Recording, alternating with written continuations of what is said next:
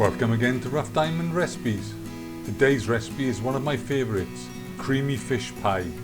As normal, a full list of ingredients can be found in the description box below.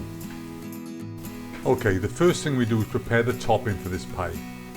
Take a large potato, cut it to cubes, place in a saucepan of salted water, bring to the boil, simmer until fork tender, drain well, and then lightly mash them.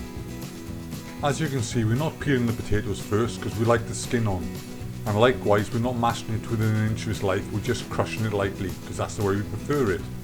But you do it any way you like. Next we make the sauce. In a suitably sized saucepan, melt the butter. When it's melted, add the flour and mix in well, cooking off for a minute or two. Then add the milk, splash at a time until the consistency you want is achieved.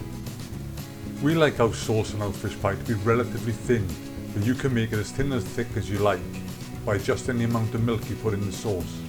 I say we like our sauce quite thin. It's my wife who likes her sauce quite thin.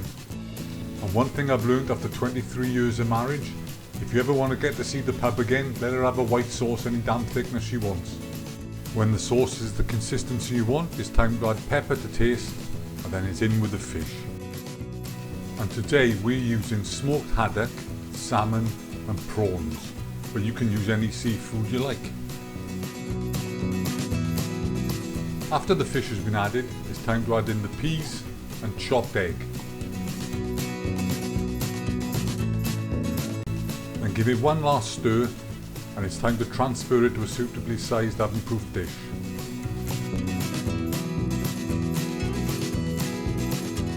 And when this is done, spoon the potatoes onto the top. Then it's off to a preheated 180°C oven for 30 to 35 minutes until the top is crispy and golden brown and the sauce piping hot.